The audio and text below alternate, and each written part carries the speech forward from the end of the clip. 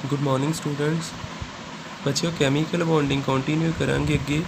Heading आपां लाया ही valence bound theory, तो मैं 4 अजम्पशन भी दसे ही, तो फिर मैं एक एग्जाम्पल भी दसी भी किदां हाइड्रोजन मॉलीक्यूल फॉर्म हुंदा।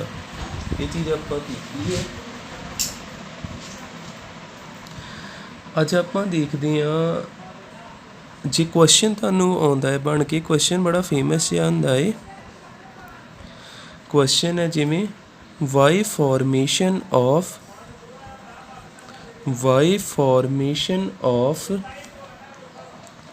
HE2 not take place।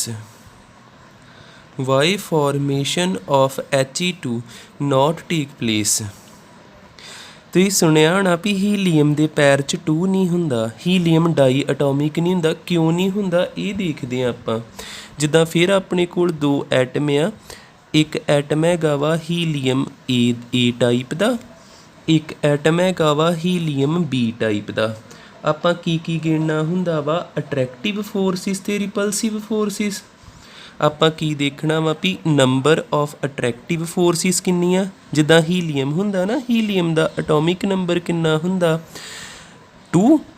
ਤੇ ਇਹਦੇ ਵਿੱਚ ਇੱਦਾਂ ਲਿਖੀਦਾ 1s2 ਜਾਂ ਇਕੱਲਾ 2। ਜਦੋਂ ਇਲੈਕਟ੍ਰੋਨਿਕ ਕਨਫੀਗਰੇਸ਼ਨ ਲਿਖਣੀ, ਇਹ 'ਚ 2 ਇਲੈਕਟ੍ਰੋਨ 2 ਹੀ ਪ੍ਰੋਟੋਨ ਨੇ।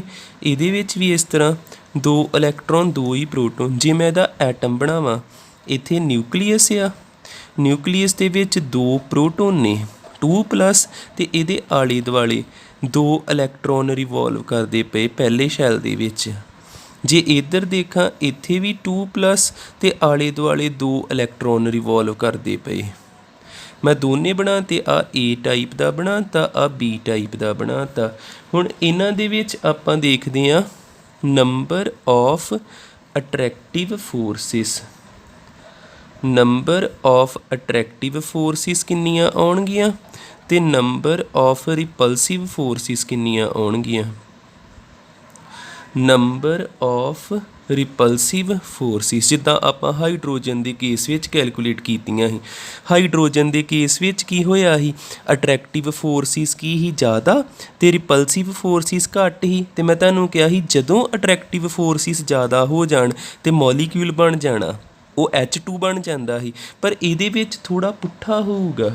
ਇਹਦੇ ਵਿੱਚ ਕੀ ਆਉਣਾ ਜੇ? Number of repulsive forces, number of repulsive forces greater than number of attractive forces. ਇਹ ਰਿਜ਼ਲਟ ਆਉਣਾ। ਦੇਖਦੇ ਕਿੱਦਾਂ ਆਊਗਾ। ਅਟਰੈਕਟਿਵ ਫੋਰਸਿਸ ਤੇ ਜਿਹੜਾ ਵਾ ਬੌਂਡਿੰਗ ਨਹੀਂ ਹੋਣੀ, ਫਿਰ ਦੇਅਰਫੋਰ ਬੌਂਡਿੰਗ ਨਾਟ ਟੇਕ ਪਲੇਸ। ਬੌਂਡਿੰਗ ਨਾਟ ਟੇਕ ਪਲੇਸ ਤੇ ਬੌਂਡਿੰਗ ਹੀ ਨਹੀਂ ਹੋਈ ਤੇ ਮੋਲੀਕਿਊਲ ਹੀ ਨਹੀਂ ਫਾਰਮ ਹੋਣਾ। HE2 don't formed, do not formed. ਇਹ ਸਾਡਾ ਲਾਸਟ ਰਿਜ਼ਲਟ ਆਉਣਾ। ਹੁਣ ਵੇਖਿਓ ਕਿਹੜੀ ਕਿਹਦੇ ਵਿੱਚ ਫੋਰਸ ਆ। ਜੇਕਰ ਮੈਂ ਦੇਖਾਂ ਇਹਦੇ ਵਿੱਚ, ਜੇ ਤੁਹਾਨੂੰ ਆ 2+ ਤੋਂ ਬਾਅਦ 'ਚ ਭੁਲੇਖਾ ਜਿਹਾ ਲੱਗੇ, ਮੈਂ ਇੱਥੇ ਦੱਸ ਦਿੰਦਾ। ਇਹਦੇ ਵਿੱਚ 2 ਇਲੈਕਟ੍ਰੋਨ ਜੀ, 2 ਨਿਊਟਰੋਨ ਜੀ, ਜਿਨ੍ਹਾਂ 'ਚ ਪ੍ਰੋਟੋਨ ਆਪਾਂ ਕਹਿ ਸਕਦੇ ਹਾਂ।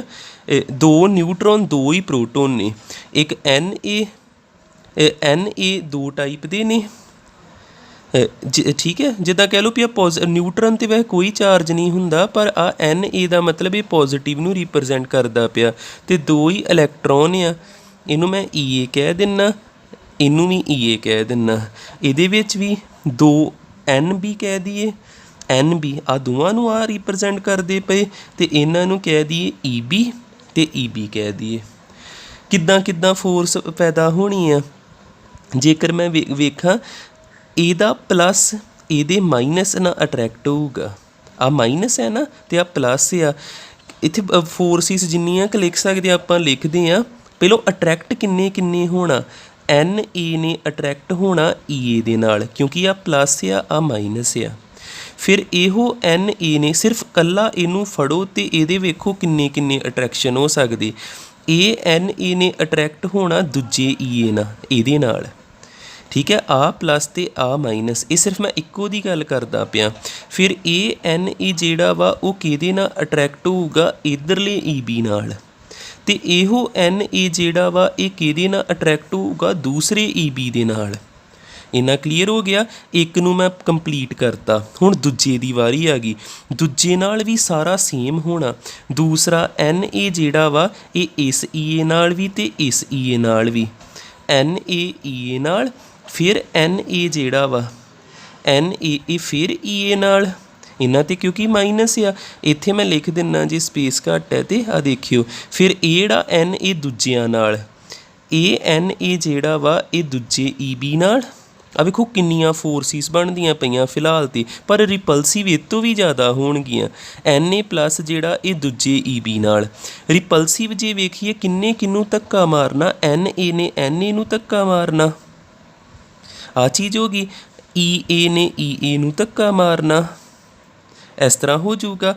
Nb ਨੂੰ ਧੱਕਾ ਮਾਰੂਗਾ ਅਤੇ Eb ਜਿਹੜਾ Eb ਨੂੰ ਧੱਕਾ ਮਾਰੂਗਾ। ਇਹ ਤਾਂ ਮੈਂ ਇੱਦਾਂ ਲਿਖਿਆ, ਐਂ ਲੱਗਦਾ 4 ਹੀ ਆ, ਪਰ ਆੜੇ Na ਨੇ ਇਸ Nb ਨੂੰ ਵੀ ਤਾਂ ਧੱਕਾ ਮਾਰਨਾ ਹੀ ਆ, ਕਿਉਂਕਿ ਦੋਨਾਂ 'ਤੇ ਪੋਜ਼ੀਟਿਵ ਚਾਰਜ। Na ਨੇ Nb ਨੂੰ ਮਾਰਿਆ। ਹੁਣ ਉਸ ਤੋਂ ਬਾਅਦ ਆੜਾ Na ਇਸ Nb ਨੂੰ ਰਿਪੈਲ ਕਰੂਗਾ, ਫਿਰ ਆੜਾ Ea ਇਸ Eb ਨੂੰ ਕਰੂਗਾ, ਅਤੇ ਇਹ ਵਾਲਾ Ea ਇਹਨੂੰ ਤਾਂ ਰਿਪੈਲ ਕੀਤਾ ਅਤੇ ਇਹਨੂੰ ਵੀ ਤਾਂ ਕਰ ਹੀ ਸਕਦਾ।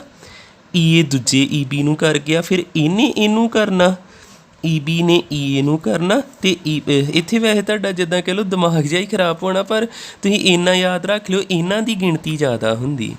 ਹਜੇ ਹੋਰ ਵੀ ਹੋਣਗੀਆਂ ਪਰ ਗਿਣ ਕੇ ਵੇਖੀਏ, 1 2 3 4 5 6 7 8, ਇੱਧਰ ਗਿਣੀਏ 1 2 3 4 5 6 7 8 9 10 ਹੋ ਵੀ ਗਈਆਂ, ਹੋਰ ਵੀ ਹੋ ਸਕਦੀਆਂ ਨੇ, ਪਰ ਇੰਨਾ ਤੁਹਾਨੂੰ ਆਈਡੀਆ ਹੋ ਗਿਆ। ਇੱਧਰ 10 ਆ, ਇੱਧਰ 8 ਆ, ਫਿਰ ਇਹ ਜ਼ਿਆਦਾ ਨਾ।